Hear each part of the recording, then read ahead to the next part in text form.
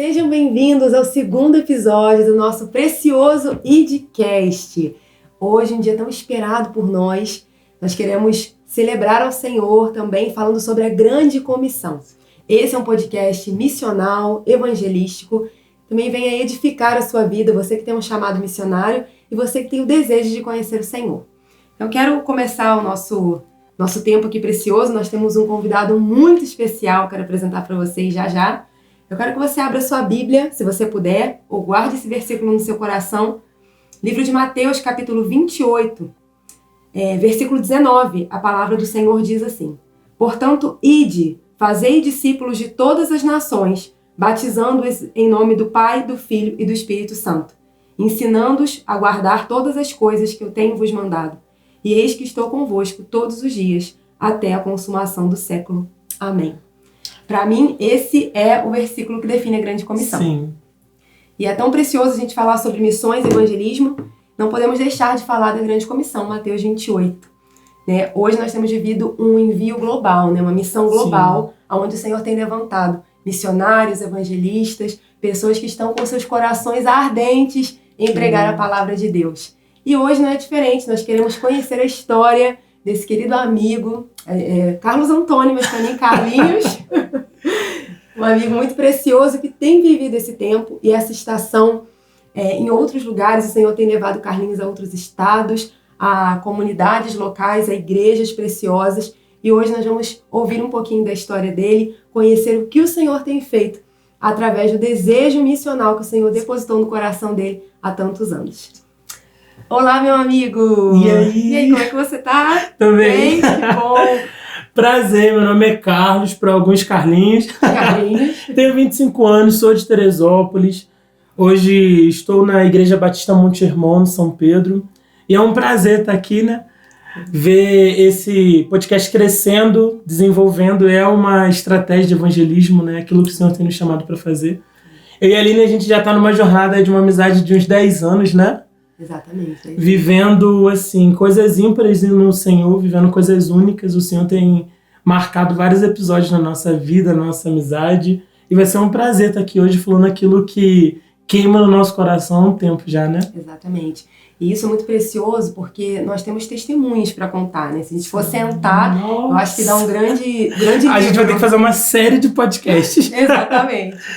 Nós nos conhecemos em uma igreja local, uma comunidade local, e foi no momento que eu estava terminando o curso de missões, né? O ATAD, um curso muito precioso. Mandar um beijo para Maurício e Denise também, que eu sei que eles assistem, nossos amados. E o nosso prático foi lá, né? Isso. Seria em uma outra cidade, eu acho que seria em Nova Iguaçu. E aí, durante a semana, o Maurício falou: Aline, olha, mudou algumas coisas lá, eu acredito que a gente vai trabalhar em uma outra comunidade. E aí eu falei: Senhor, ok, eu estou disponível e estou desejosa também em conhecer esse lugar. Ele falava demais, né? Sobre a igreja, sobre como vocês estavam trabalhando e se movendo ali, que é o Brejal, né? E eu lembro quando eu cheguei ali, encontrei com Carlinhos e muitos outros jovens, a igreja lá era extremamente jovem, né? E quando eu olhei Carlinhos extremamente disposto, disponível, Aline, Marcelo, deixa comigo que eu vou trabalhar. Vamos fazer! Vamos botar para acontecer. E foi realmente o que o Senhor fez. Ali foi uma grande escola na sua vida, né, amigo? Ali foi o start que o Senhor deu no meu coração, assim, pra missão, né? Foi através da vida de vocês que eu comecei a olhar e falar assim, eu me identifico nisso. Porque na minha adolescência pra juventude, eu acho que o meu maior desafio, a minha maior guerra foi a minha identidade. Foi não saber quem eu era. E durante esse período que vocês chegaram ali, eu lembro que eu tive um encontro com Gênesis, né? Gênesis 1:26 marcou a minha adolescência, que foi quando parece que eu vivi o meu primeiro Peniel, né? Que eu tive o meu encontro de fato com o Senhor e Ele me mostrou quem eu era. E mostrou que dentro de mim tinha esse pulsar missionário, esse olhar para o indivíduo não como mais um, mas a pessoa que nós precisamos alcançar, né?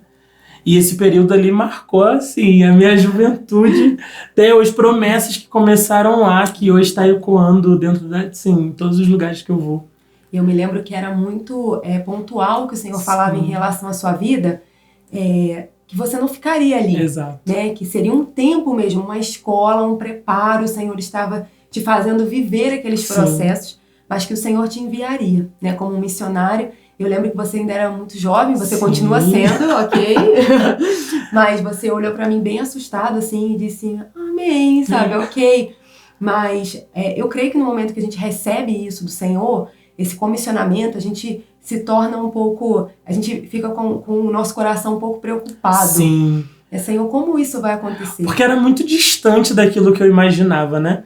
Porque eu lembro que foi muito pontual, eu lembro que naquele dia o Senhor disse que eu iria para lugares que eu nunca imaginei pisar, que eu falaria com pessoas que eu nunca imaginei que eu iria conhecer. E quando eu olho para trás hoje, eu vejo que isso é real na minha vida. Hoje eu fui em lugares que eu nunca imaginei ir. Hoje eu saí do Brasil, coisa que eu não imaginava sair. E hoje eu tenho um leque de pessoas que eu conheço dentro do Brasil, fora do Brasil, que faz parte daquilo que o Senhor me entregou há anos atrás, na minha adolescência. E são essas pessoas que o Senhor vai nos conectando durante essa jornada, porque o chamado missionário, na verdade, ele nunca acontece sozinho. Não. Né? Nós precisamos caminhar e ali o Senhor vai nos conectando durante esse processo, essa jornada.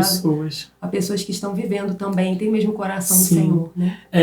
E é engraçado a gente pontuar isso para deixar bem claro que o reino, ele precisa ter esse entendimento, né? Sim. Que o seu chamado não é só apenas sobre você e nunca vai ser para você. É muito mais para aqueles que estão ao seu redor, para quem está aonde o seu olho alcança. Não é sobre você se olhar no espelho e ministrar sobre você, né? Sim. É você ter essa disponibilidade de olhar para quem está do seu lado e falar, o meu chamado é para aquela pessoa. E o Senhor, ele é muito pontual em levantar pessoas ao nosso lado, que vai ser de fato aquelas pessoas que vão sustentar no momento difícil, né? Que assim, a gente tem diversas conversas assim, meu Deus, eu acho que eu vou desistir, não vai dar mais certo. Exatamente. E o Senhor vinha com refrigério. Na nossa amizade, no tempo de mesa, no tempo de olhar olho no olho e falar assim, caraca, tá difícil. A gente sempre tinha um motivo para agradecer e continuar, né? Amém. Sempre há, né? Sim. E esses dias eu estava ouvindo, enquanto o Senhor havia me liberado, né, o tema desse podcast, a Valnice, né, eu assisto muitas pregações da Valnice Milhomes, e ela é uma grande missionária, né? Trabalhou na África por muitos anos, e ela citou ali em uma das suas pregações que o chamado missionário, ele é precioso e o Senhor derrama sobre corações que estão sedentos. Então é meio que une, né, o desejo de Deus com o desejo do homem. Sim. Em que a terra seja cheia da glória de Deus. E isso ele tem feito de uma maneira muito extraordinária. Ele tem levantado mesmo jovens, e isso não se limita à faixa etária, a condições sociais, né? O Senhor, ele usa aqueles que estão com o coração ardendo. Disponível, exatamente. Então, meu amigo, já que entramos nesse assunto, eu queria que você contasse um pouco como foi assim a sua chamada, como você sentiu o Senhor te chamando para se tornar um missionário integral. E assim, foi igual a gente estava falando, né? Na minha adolescência eu já comecei a receber confirmações do Senhor que seria dessa forma, e que eu não tinha para onde ir, né? E como eu falei, eu tive muita dificuldade de entender quem eu era. Eu vivia querendo achar minha identidade em muitas coisas, né? E foi quando o Senhor de fato me mostrou que eu não precisava mais viver como um órfão, que eu tinha uma mesa para se assentar, que eu tinha um lugar que tinha o meu nome, assim, que já foi planejado para que eu estivesse ali.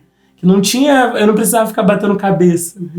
E na minha juventude foi se tornando sólido isso de que esse ato de estar disponível, de querer fazer e carregar esse sentimento de insatisfação, né? De, tipo assim, eu posso mais, dá para fazer mais. Fazer a parte daquilo que o Senhor tinha me chamado para viver, que é missões, né? Que é carregar esse mandamento que ele deixa pra gente em Mateus 28, que é o ID. É estar disponível em todos os lugares, em qualquer lugar a gente pode fazer isso. E no meio disso foi onde que o Senhor foi me despertando e me mostrando que eu poderia ir em lugares que eu nunca imaginei, que eu poderia pisar em lugares que eu nunca imaginei. E foi aí que eu tive o meu primeiro contato, assim, que eu saí do Brasil, que foi quando eu fui para o Paraguai, numa viagem de curto período, que assim, mudou a minha vida, transformou o meu olhar de olhar para o indivíduo, olhar para quem está do meu lado e valorizar aquilo que a gente tem. Porque eu acho que missões, aquilo que a gente mais aprende na missão é isso. Que é aquilo que a gente acha que a gente tem tão pouco em culturas, em povoado, em comunidades, aquilo é riqueza para eles. E para a gente é descarte, né? E uma coisa muito importante você citou aí quando você esteve no Paraguai, na verdade você começou a vida na missão dentro da sua comunidade local. Sim. Então aquilo era precioso para você e você fazia aquilo de uma maneira muito intensa, sabendo que o Senhor havia também te prometido estar em outras nações. Mas você entendeu que o start mesmo, né, o início de tudo, era onde estava. Seria exatamente na tua igreja local. Sim. Então, se tem um conselho que eu posso deixar para o seu coração, você que tem um chamado missionário, sirva. Sim. Sirva a sua igreja local, sirva a sua comunidade local. Porque você vai se tornar um grande missionário, não é enquanto você chegar naquele país que o Senhor te prometeu. É durante a jornada. E a gente faz parte de um corpo, né? E cada membro no seu corpo ele tem uma função. Então você não precisa carregar esse sentimento de que você é apenas mais um ou que você está apenas atrapalhando aquilo que alguém está fazendo. Todos nós temos algo valioso e assim de suma importância que vai agregar no reino, que vai alcançar pessoas. E é aquilo que a Aline disse. A gente não precisa sair do nosso local onde a gente mora, a gente não precisa trocar de igreja, a gente não precisa estar no meio de 40 mil pessoas para fazer o ID, para estar disponível para servir. É onde a gente está. E eu lembro que assim, no Simples lá, né, numa ação social que dava 15 pessoas, a gente estava ali servindo com o mesmo gás quando a gente fez uma festa que deu 200. Exatamente. Então é ter o coração íntegro, manter o seu coração em integridade, sabendo que você é um missionário aonde o Senhor te coloca. Sim, porque o Senhor vai chamar uns que de fato vão viver no campo de uma forma integral, vão sentir saudade de casa, vão sentir saudade da comida da mãe, mas existe aquele outros que o Senhor vai chamar para dentro da igreja. Porque a missão também precisa ser dentro da igreja.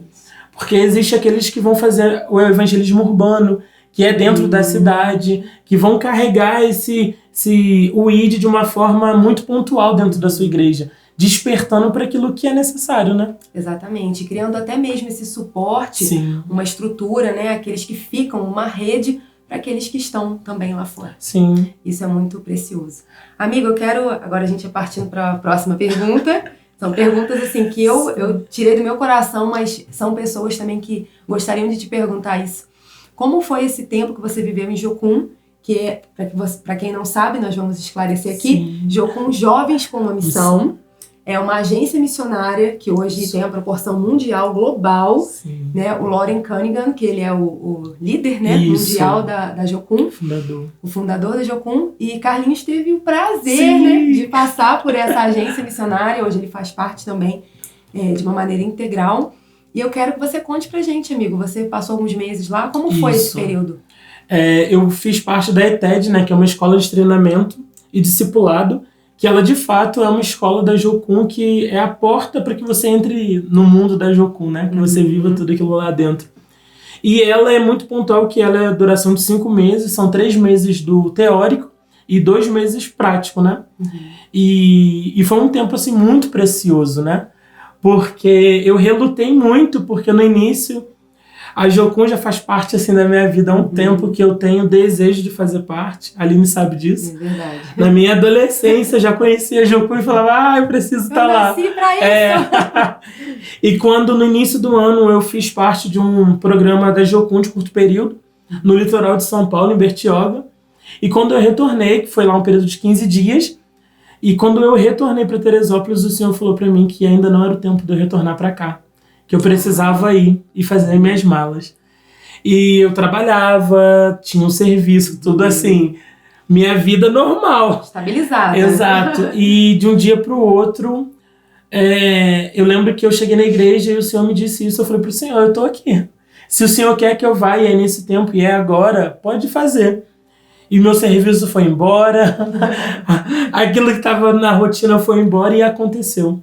Eu fiz na base de Montes Claros, que fica em Minas Gerais. Fiquei lá durante 5 meses. O meu prático, assim, eu fui para a comunidade quilombola, eu fui para povoado sertanejo, eu fui para Brasília, nos mais ricos. A gente no Senado, em Brasília, a gente fez várias atuações lá, assim, pontuais. E foi um tempo, assim, que o Senhor despertou ainda mais no meu coração a certeza que missões está em todos nós, né? Que existe uma urgência que é a gente fazer isso. É a gente levar a pessoa a ter consciência de quem ela é diante do Senhor. Exato. Porque o nosso papel é esse, o nosso papel não é apenas entregar um panfleto, não é apenas fazer uma dança, um teatro ou uma ação social de cortar cabelo. Nosso maior motivo que ecoa dentro do nosso coração é isso, é levar a pessoa a ter consciência de quem ela é diante do Senhor. É isso. E é algo que você falou e é muito real, porque missões, para nós, assim, missões é o DNA de Deus. Sim. Né? Missões é o suspiro de Deus. Porque como ouvirão se não há quem pregue? Como pregar se ninguém está disposto a ir? O profeta Isaías, né, você pode depois estudar um pouco mais sobre essa passagem, quando ele vivia no meio de um contexto como nós estamos vivendo hoje. Sim. Uma cultura caída, né, um sistema caído. E existia algo no coração dele que queimava. Né? Eu preciso pregar a mensagem. E aí, ele orando ali, ele clamando ao Senhor por isso, Deus vai e envia um anjo. O anjo pega Atenaz, né, que era uma brasa, e toca nos lábios de Isaías. E logo após esse momento, Isaías declara, né? A quem enviarei? Eis-me aqui, né? Envia-me a mim. O Senhor nos chama para ter esse sentimento de insatisfação, né? E eu lembro que durante esse período de TED, eu escutei uma frase, assim, de uma conversa que a gente estava tendo com uma amiga minha, Lília, que ela é missionária em tempo integral dentro da base da Jocum. E ela falou que hoje, infelizmente, a eternidade vai matar muito de nós. Porque a gente não consegue viver um curto período de um culto sem murmurar, sem trazer algo ruim de peso naquilo, né? O nosso tempo, ele tá muito picotado para o Senhor. E a eternidade vai matar a gente. Se a gente hoje não consegue viver um tempo sem olhar para o relógio com o Senhor, a eternidade que a gente está sendo preparado para estar lá de uma forma contínua, sem pausa, sem intervalo, sem folga, vai matar a gente. E por isso a necessidade de carregar esse sentimento de insatisfação. Porque isso vai fazer com que a gente olhe para a eternidade como um desejo, não um medo. Para que a gente olhe para lá e fale, caraca, eu preciso estar naquele lugar. E não como vai ser estar na eternidade. Declarando santo, santo, santo, sem pausa, né? E é isso que um missionário ele gera, né? No outro, quando ele desperta esse anseio pela eternidade. Aonde você vai passar a sua eternidade é o que conta. Sim. Né, amigo?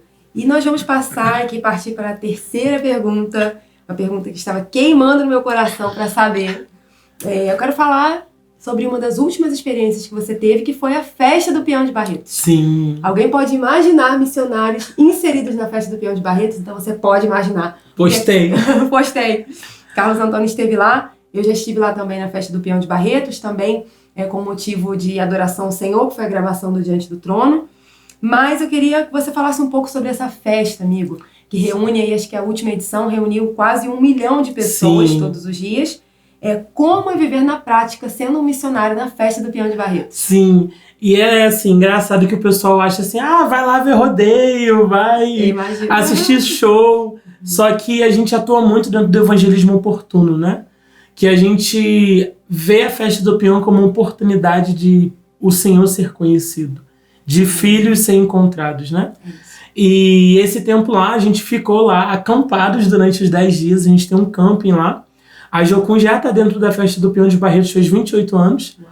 A Festa do Peão já fez 70, a Jocum está lá 28. E um dos organizadores esse ano, ele, assim, muito emocionado lá junto com a gente, ele foi agradecer. E ele falou uma frase que marcou meu coração.